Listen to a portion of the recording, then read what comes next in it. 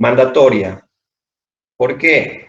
No es lo mismo analizar una viga de puente bajo la acción dinámica de la carga de circulación que analizar una viga con líneas de influencia para determinar la posición de una carga móvil, que no es una carga dinámica, para hacer el cálculo de esfuerzos máximos. ¿Tá?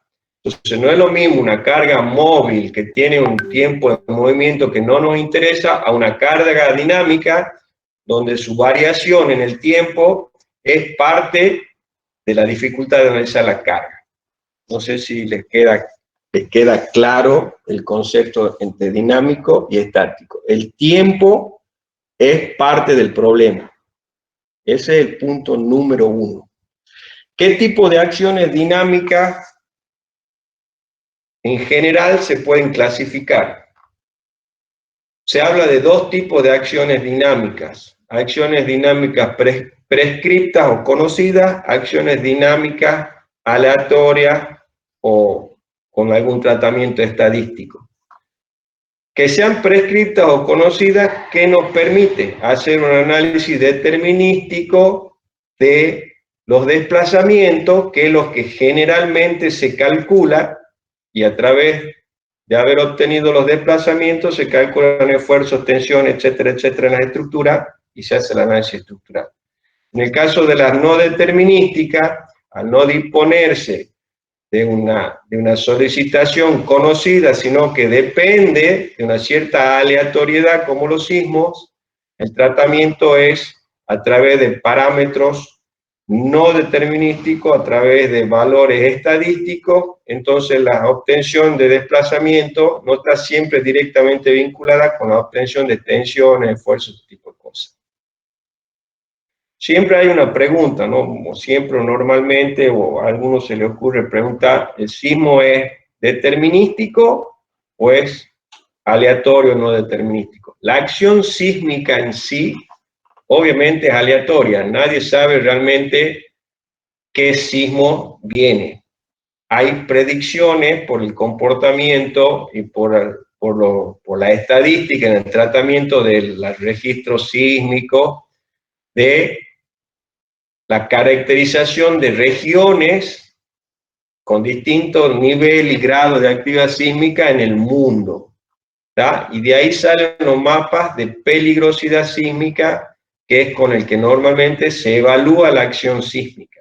Pero el sismo en sí es una solicitación aleatoria. ¿Cómo lo tratamos nosotros al sismo? A través de las curvas, de los espectros de diseño, es de una forma determinística, porque ya queda prefijado la acción sísmica que vamos a tener en cuenta. Pero el sismo no es determinístico, si no sería fácil resolverlo. Esos serían 2 grandes grupos de tipo de solicitaciones dinámicas: las prescriptas o determinísticas y las aleatorias o no determinísticas. Que sea caprichosa la solicitación, y caprichosa me refiero al tipo de forma, no significa que sea aleatoria. Aleatoria significa que no la puedo predecir. Pero si yo la puedo medir y puedo saber cómo va a ser, no importa cuán complicada sea, sigue siendo determinística. Son 2 situaciones bien diferenciales. Dentro de las solicitaciones, aparte de este tipo de solicitaciones, esta primera gran separación de las solicitaciones dinámicas, las acciones dinámicas, están otro tipo de solicitaciones que se la analiza desde otro punto de vista. Hay solicitaciones periódicas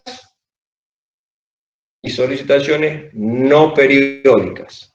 ¿Cuáles son las solicitaciones periódicas? Son aquellas que después de un cierto intervalo de tiempo que se denomina periodo, repite su comportamiento. Una onda seno, una onda coseno, o cualquier solicitación que cada cierto tiempo exacto y repetitivo vuelve a producirse de la misma manera. Esas son periódicas. Y las no periódicas son las que no tienen una repitencia, no vuelve a iniciar el ciclo de la solicitación. Esas son otro tipo de clasificación entre periódicas y no periódicas.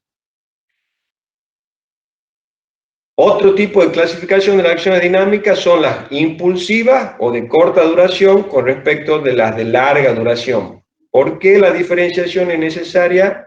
Porque la respuesta de una estructura a una carga impulsiva, donde la energía se concentra en décima o milésima de segundo y después desaparece, la respuesta de una estructura ante esa carga es completamente diferente a una carga que quizás tuviese la misma magnitud, pero se aplica en el tiempo con otro comportamiento y con otra variación en el tiempo. Entonces hay carga de corta duración o impulsiva y carga de larga duración. Hasta ahí, muy someramente, lo que son las acciones dinámicas. Entonces, rápidamente, determinística, no determinística, periódica, no periódica, de larga duración, de corta duración o impulsiva. Esos son todos los tipos de acciones, groseramente hablando, y muy macro, tomando muy macro el problema que existen. El sismo es no determinístico, pero se le puede hacer un tratamiento determinístico. El viento es no determinístico, pero se le hace un tratamiento determinístico a su acción. El viento también tiene su isoieta, su mapa, etcétera, etcétera, y se transforma esa acción dinámica en una acción estática equivalente. El sismo tiene un tratamiento también en la misma senda. ¿Qué acción puede ser determinística y periódica? Por ejemplo, un motor de un aire acondicionado. Una vez que uno lo prende el aire acondicionado y alcanza un estado de régimen, porque si ustedes se dan cuenta, cuando lo prenden, el motor empieza con una vibración y después de un tiempo esa vibración queda ya para siempre, porque el motor alcanza su régimen, tiene cierta RPM, tiene cierta periodicidad ese motor en su rotación, y ese motor está haciendo una solicitación determinística, porque la podemos medir y todas las veces que lo prendamos va a funcionar igual, determinística y periódica, porque el ciclo se va a repetir exactamente en el mismo ciclo, en el mismo tiempo, cada tantos segundos, cada tantos minutos se va a repetir la carga. Es un ejemplo de una carga periódica determinística. En general, no lo hacemos en el curso, pero un comentario importante es que las cargas periódicas, las no periódicas también se puede, pero un poco más complejo, pero las cargas periódicas, que a simple vista pueden parecer complejas, pero que se puede identificar un periodo, se pueden descomponer en una sumatoria de armónicos a través de la serie de Fourier, que deben haber visto en alguna de las matemáticas del comienzo de la carrera, se puede descomponer en la sumatoria de armónicos hasta que se logra la forma exacta, o muy aproximada, suficientemente aproximada de la solicitación periódica, que a priori parece muy compleja. Entonces, a través de serie de Fourier, cualquier solicitación periódica, cualquier acción periódica, no solicitación, se puede descomponer en una sumatoria de armónicos, senos y cosenos. Me imagino que se acuerdan, era una sumatoria desde 1 a infinito, de A por seno, más sumatoria infinito de B por seno, donde A o B variaban, los senos, etcétera, etcétera, estaban vinculados con la frecuencia omega. De esa manera podemos tratar en forma determinística y en forma analítica una solicitación que a priori parecería compleja de resolverla de forma completa, y no necesitamos recurrir al análisis numérico para evaluar la respuesta de un sistema como ese, o de una solicitación de ese tipo. ¿Está? Hasta ahí llegamos con lo que es tipo de acciones dinámicas. Muy sencillo, se van a dar cuenta cuando el tiempo en el que varía esa carga importa con respecto a qué tiempo y con respecto al periodo natural de la estructura en general. Si la carga varía mucho, ¿tá? Con respecto al periodo natural de estructura, que ya vamos a ver cuál es el periodo natural de la estructura, es importante tener en cuenta el tiempo, si no, no tiene sentido. ¿En qué se diferencian principalmente un sistema estático de un sistema dinámico? Un sistema estático, supongamos.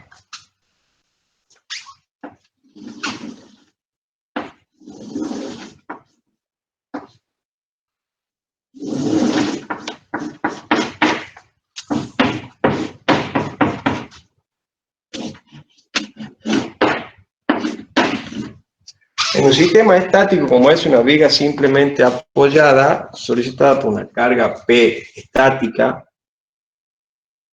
el sistema tiene que resistir, sistema viga tiene que resistir únicamente la carga estática P. ¿Ah? No hay otra carga, obviamente su peso propio, pero todo está quieto, está estático. No hay otra fuerza que resistir. Ahora, si esta P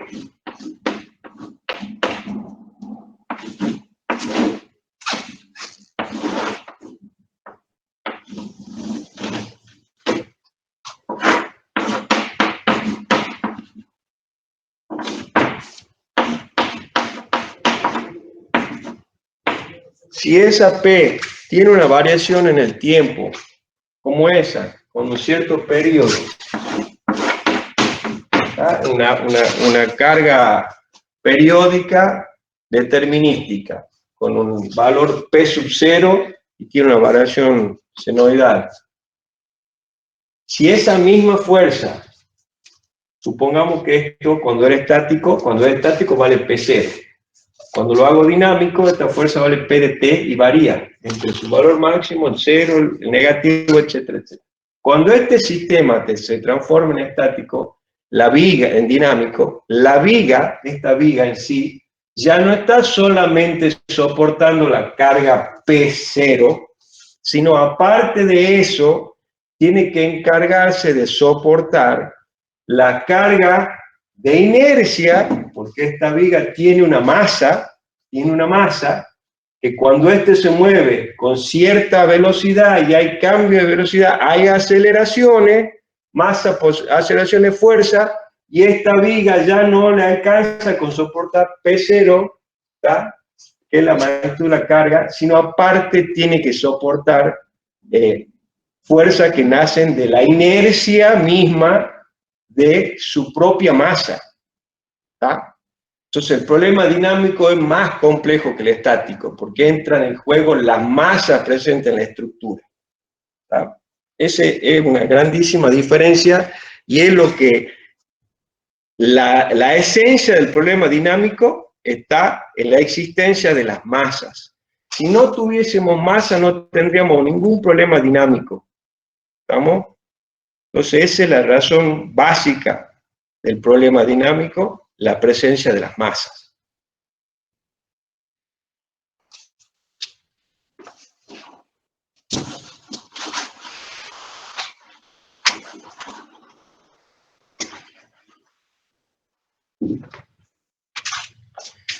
Cinco minutitos más y los dejo tranquilo hasta mañana.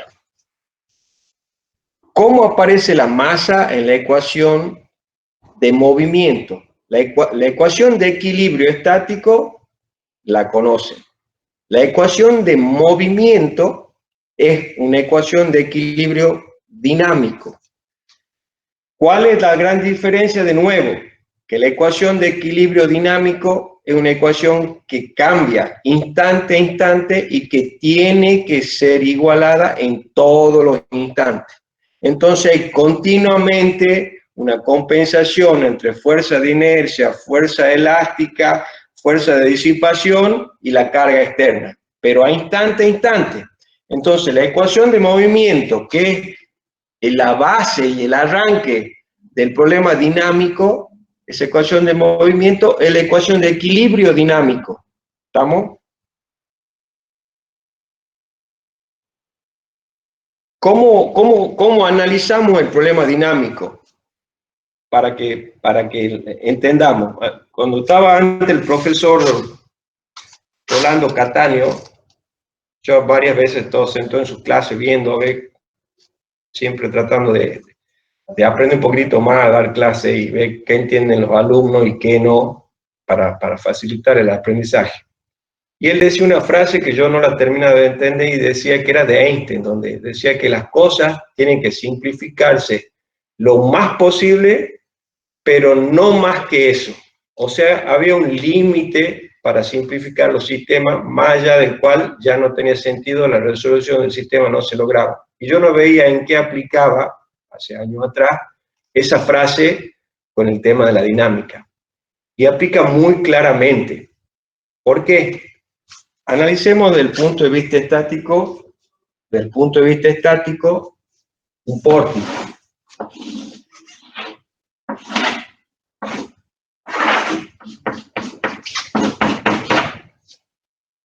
Ese pórtico plano, tiene ¿cuántos grados de libertad? Tiene 1, 2, 3, 4 nuditos. Cada nudito de eso tiene 3 grados de libertad, entonces tiene 12. Si yo hago un análisis estático de este, yo tengo 12 grados de libertad que debería considerar.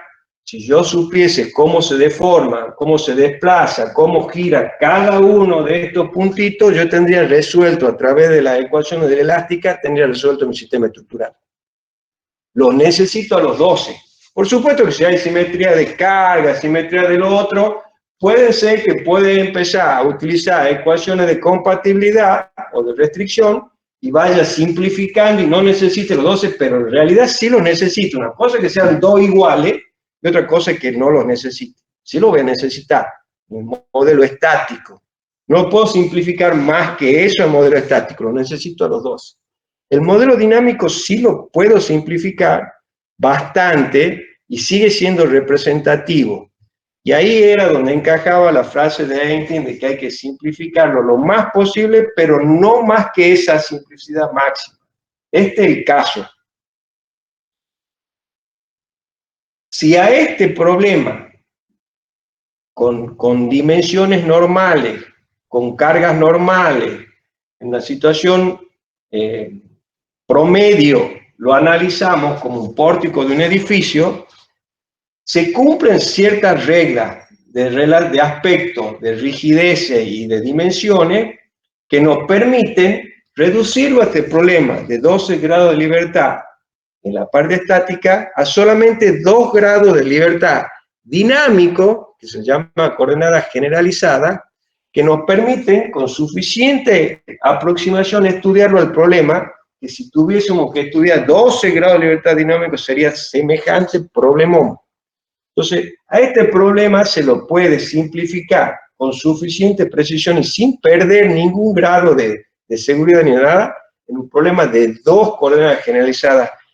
¿Desde qué punto de vista? Desde el siguiente. Si no entienden algo, me preguntan porque esto es importante. Esto justifica el por qué vamos a seguir trabajando con solamente los desplazamientos horizontales cuando estudiamos este tipo de estructuras. Y pasa lo siguiente.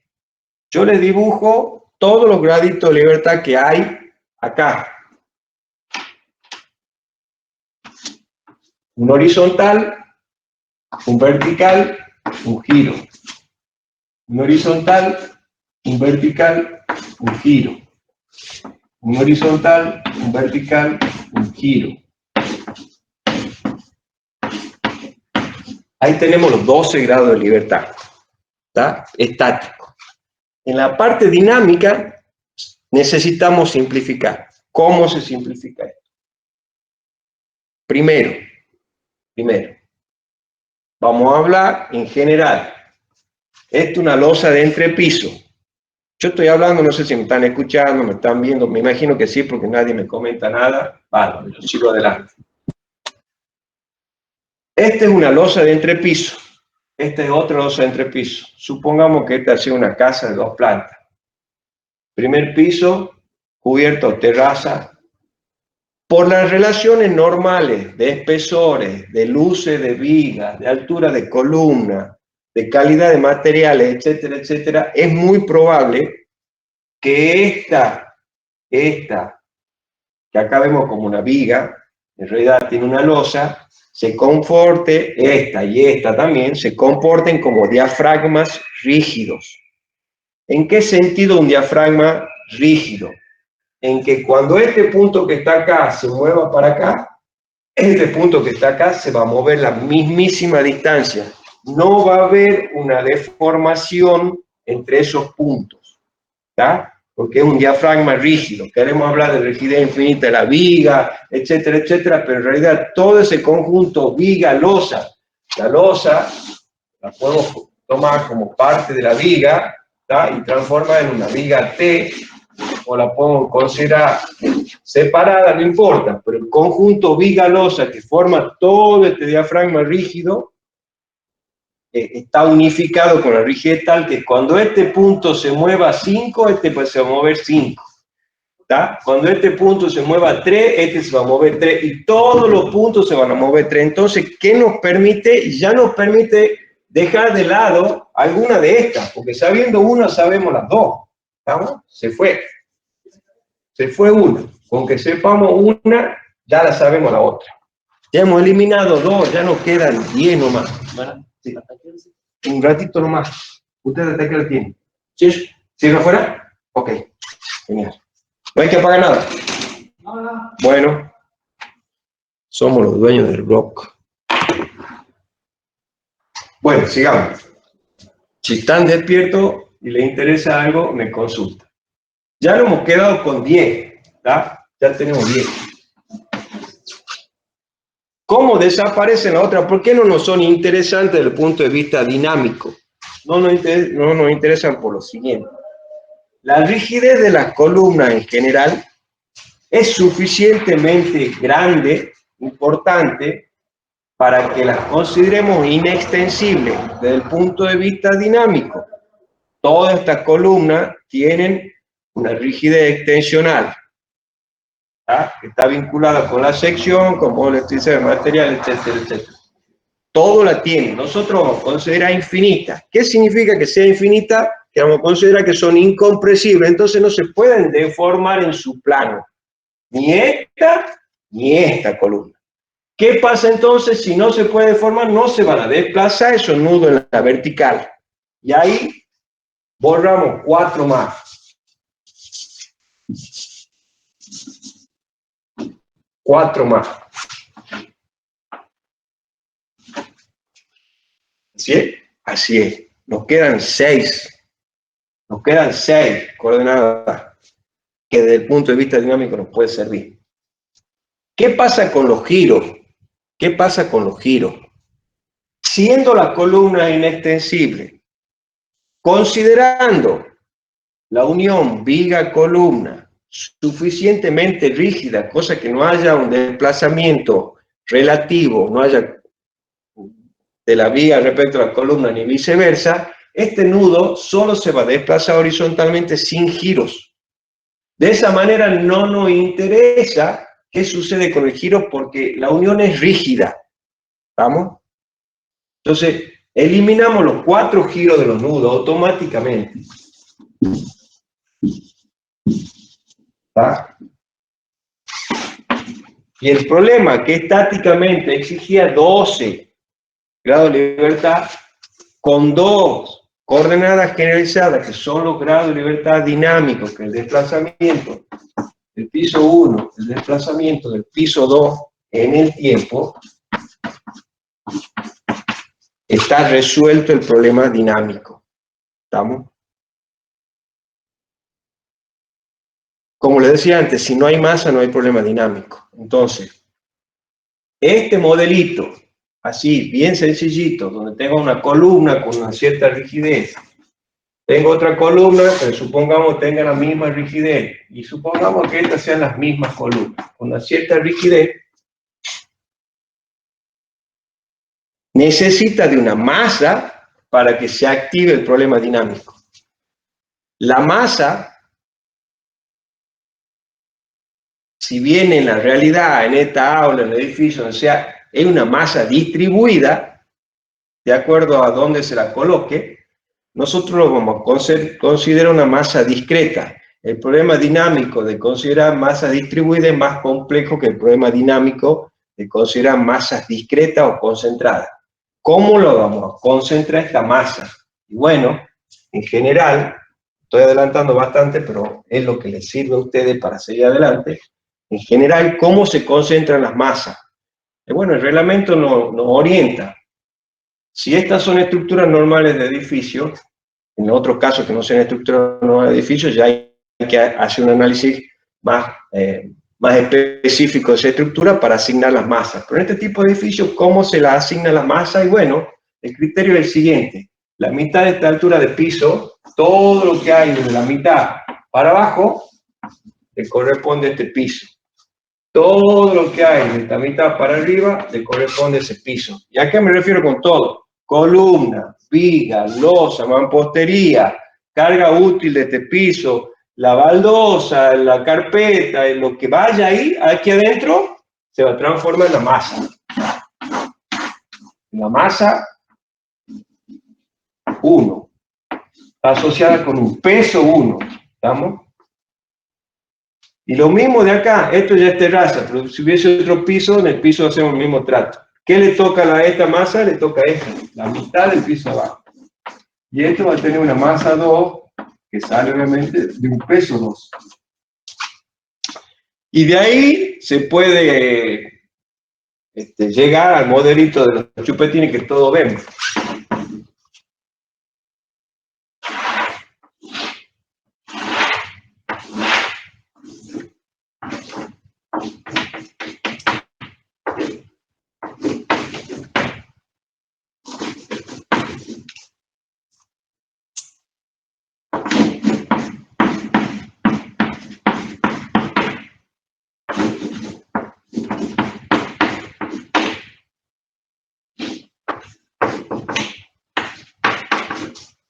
¿Ven ahí? Creo que sí. Bueno, ese portiquito que hemos utilizado para intentar explicarles cómo se van dejando de lado variables de la estática para quedarnos con la de la dinámica, se transforma en el modelito de masas concentradas. Las masas están asociadas justamente a la zona que le toca a cada uno. Rigidez de cada piso, rigidez, la suma de la rigidez individual, en este caso es K más K2K, K más K2K, y ese es el modelo simplificado de un edificio. Tranquilamente te puede representar un edificio con un solo vano, columna, etcétera, etcétera. Ese modelo de edificio, que parece un cálculo estático, requiere de un montón de cuestiones, 12 grados de libertad. Nosotros, el punto de vista es dinámico, con este modelito simplificado lo estudiamos. Lo estudiamos con suficiente precisión. Si nosotros necesitáramos más precisión, porque las columnas no son inextensibles realmente, porque el diafragma rígido no es tan rígido como dicen, sino que si se estira, entonces ya no puedo igualar este desplazamiento con el de acá, ni el de acá con el de acá, y bueno, ya el problema se complica. Pero para que se active ese problema, yo tengo que asociarle masa a cada grado de libertad. Esta masita que está puesta acá está asociada al desplazamiento X1. Esta masita que está puesta acá está asociada al desplazamiento X2. ¿Está? Están asociadas masa con incógnita dinámica, con desplazamiento generalizado dinámico. Está asociado. Si yo no tuviese la masa, esto pierde todo sentido. Entonces el problema dinámico desaparece. Si ustedes quieren activar los desplazamientos verticales, deberían asociar esta masa a un desplazamiento vertical, o la masa que corresponda. Acá hemos definido que el movimiento horizontal del piso pone en juego todas estas masas, hemos puesto la masa 1. El movimiento horizontal del piso, cuando se mueve, pone en juego toda esa masa, hemos puesto la masa 2. Después analizaremos, quiero tener en cuenta el desplazamiento vertical, y etcétera, etcétera, ¿cuánto hay en ese desplazamiento vertical de la masa en juego? ¿Será la mitad de M2? No lo sé, tendría que hacer mi estudio. ¿Está? Y acá que considere la mitad de M1 y capaz, o capaz que la 3/4 parte, pero hay que asociar masa con grado de libertad dinámico para que haya un resultado. Si no, no vamos a tener ningún problema dinámico presente. ¿Está claro? ¿Alguna pregunta? Sí, ingeniero. A ver. El modelo de las masas, ¿cómo se llamaba? Disculpe. Masas discretas. Discretas, perfecto. Sí. Gracias.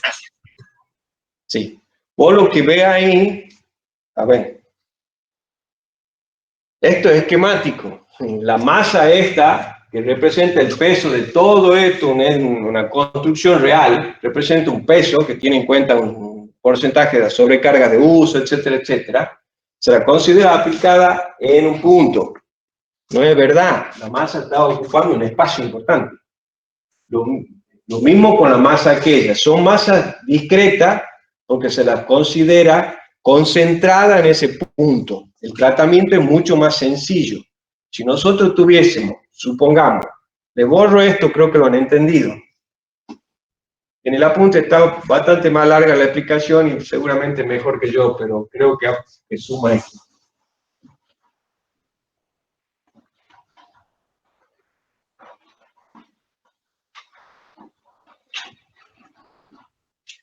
Si nosotros tenemos, en vez de ese edificio en el cual se identifica una estructura donde naturalmente los pisos se van a ir desplazando en horizontal con respecto a cualquier otro desplazamiento, en general el horizontal va a dominar quizá una rotación, pero mínima, que es lo que se llama normalmente una estructura de corte, como un edificio en altura, supongamos un edificio en altura.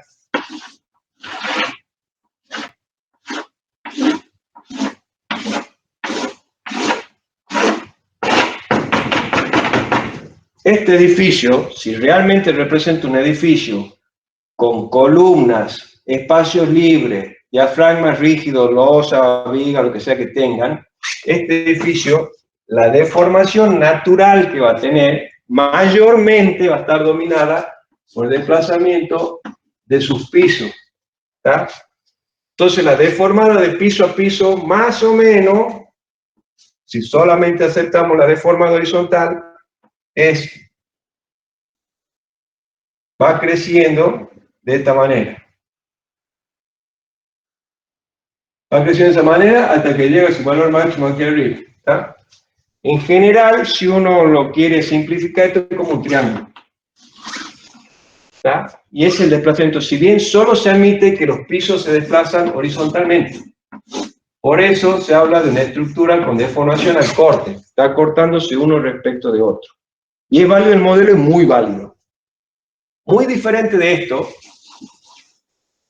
a esto lo podemos tratar con un problema de masa discreta. Esta masa es una, esta masa es otra por cada piso. Masa discreta. Si yo tengo, completamente distinto a eso, si yo tengo una torre muy elevada, con mucho hormigón, hablemos de hormigón, puede ser metálico, pero el hormigón tiene más masa metida en sí mismo.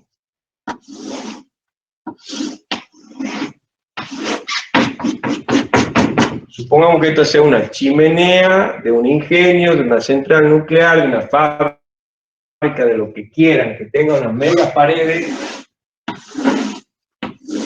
de hormigón. ¿Tá? La altura que quieran, pero alta. Pongamos 20 metros, 30 metros. ¿Tá? No se identifica ahí, en este tipo de estructura, no se identifica una masa que podamos considerarla discreta. Entonces, el problema no es de masa discreta, lo tengo que tratar como un problema de masa distribuida. Y si bien el tratamiento es similar, no es el mismo. Los conceptos de dinámica son los mismos, se necesita la masa, está el tiempo, está la ecuación de movimiento, está la ecuación de equilibrio dinámico, está todo igual. El tratamiento es absolutamente diferente porque son masas distribuidas. ¿Tá? Entonces, si no podemos tratarlo como discreto, hay que hacer un tratamiento distribuido, se maneja de otra manera, no lo vemos en el curso. Nosotros vamos a trabajar mayormente con el modelo de masas discretas. Profesor, una consulta. ¿Qué diferencia tiene este modelo que acaba de dibujar respecto al anterior, que era por los pisos se desplazaban entre sí? O sea, estructuralmente. Bueno, la chimenea que te acabo de dibujar no tiene ningún diafragma que te indique que vaya a haber una rigidez que obligue a que eso se comporte. A ver, la chimenea esta se va a deformar ¿de qué manera? De esta manera. En general, exageradamente, ¿no es cierto? De esa manera. va a tener una rotación, va a tener un desplazamiento vertical, va a tener un horizontal, porque está rotándose de esa manera. No hay nada que le diga acá más rígido, acá menos rígido. En cambio, en la estructura de edificio, vamos a hacer cómo se construye: columna, columna, viga losa, columna, columna, viga losa. Las cargas van a estar concentradas a nivel de los pisos. Quiere desprender la mitad de abajo, supongamos que no le tengamos fe y que digamos que solamente vamos a tomar en cuenta lo que está por arriba, que todo lo que está acá está apoyado en este piso. Bueno, todo lo que está aquí arriba de masa está concentrado en este piso. Todo lo que está por aquí de masa está concentrado en este piso y todo, y acá arriba tiene otro poquito más. ¿Está? Ya las masas ya no están distribuidas. Acuérdate que acá está distribuida. No tenés nada que te diga si acá está más uno, está igual. Acá no, acá tenés concentradas las masas. Por la relación de rigideces normales, repito, esta columna, las columnas en general se las consideran inextensibles. Entonces no se va a comprimir, no va a bajar como baja esto. Va a ser el desplazamiento horizontal el que mande. Entonces, ¿cómo se deformaría esto? Así. En horizontal. Se deforma de esta forma.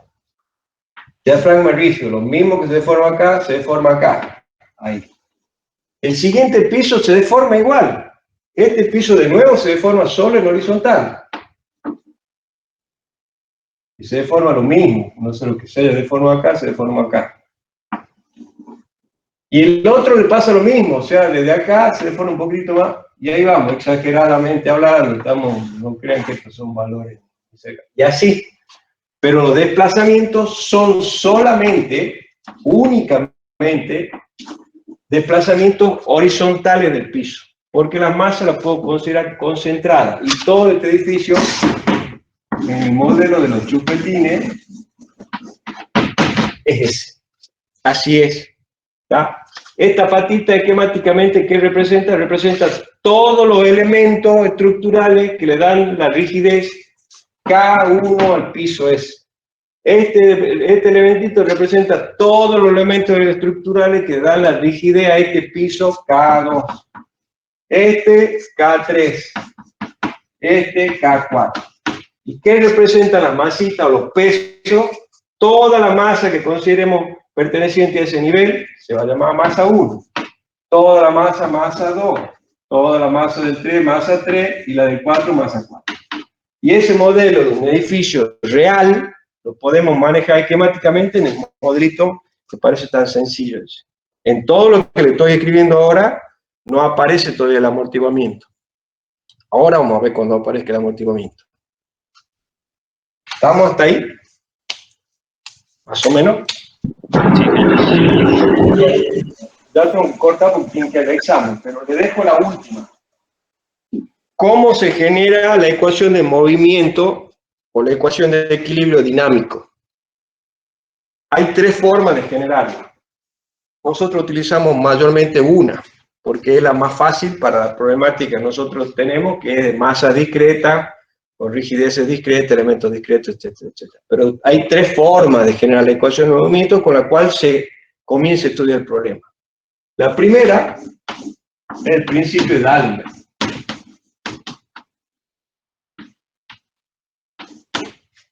La segunda es el principio de los trabajos virtuales.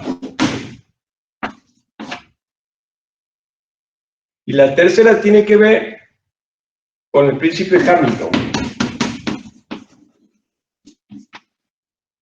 ¿Está? En el apunte está todo muy bonito. A nosotros nos interesa trabajos virtuales, lo conocen, nada más que una aplicación del principio de trabajos virtuales en sistemas dinámicos. ¿Ah? Un sistema que está en equilibrio se le produce un desplazamiento virtual compatible con lo cinemático y la sumatoria del trabajo, el cambio del trabajo tiene que ser, de ahí sale la ecuación. Hamilton es un equilibrio de fuerza potencial y cinemática y disipadora. Se utiliza para obtener la ecuación de movimiento en algunos problemas donde trabaja con volúmenes más que con estructura. Y el principio de D'Alembert, en general, en realidad es un principio que tiene en cuenta la presencia de la masa, que hablé al principio, generado por la inercia del movimiento del sistema. ¿Tá? En definitiva, si ustedes lo ven al principio, termina el principio diciendo que fuerza igual a masa por aceleración. Eso es D'Alembert, que para nosotros es lo que venimos haciendo desde que hemos entendido que hay que resolver ecuaciones para resolver las estructuras. Pero eso es el principio de D'Alembert. ¿Alguna otra cosa? No pierdan el tiempo, si no les interesa seguir la carrera más adelante, buscando ejemplos en Hamilton o el de trabajos virtuales. No lo vamos a aplicar en el curso. ¿Estamos? Pero es necesario que sepan que la ecuación del movimiento, estas son las tres formas más conocidas de generarlas. Nosotros nos quedamos con D'Alembert, que en definitiva es lo que venimos trabajando desde el principio de la carrera. ¿Está? ¿Alguna pregunta?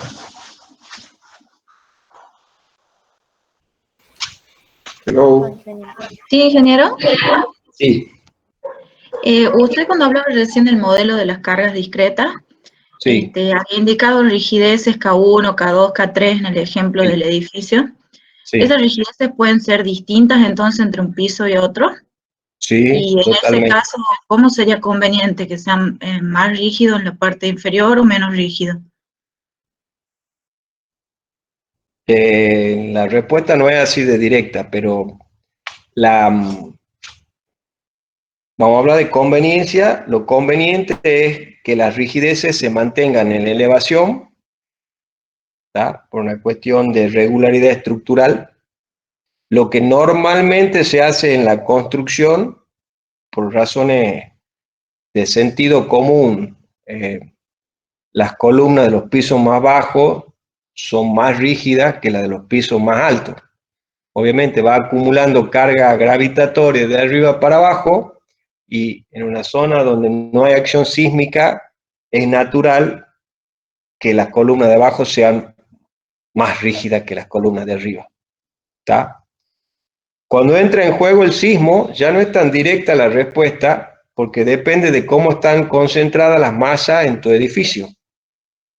No sé si me explico. Si vos tenés un edificio con fines, no sé, de un tanque de agua, suponete que a los pisos intermedios lo uses como sala de máquina o como observatorio, lo que fuese, vos vas a tener la masa concentrada allá arriba, que va a ser seguramente mayor que el resto de las masas, y ya ahí las columnas no dependen mayormente de su rigidez axial para soportar carga gravitatoria, sino de su rigidez flexional para poder soportar la carga lateral, la carga sísmica. Pero no es tan directa la respuesta. Con respecto a que cada uno representa la rigidez de un piso, es la forma de representar. ¿Por qué? Porque suponete que el portiquito que yo le mostré con los dos vanos,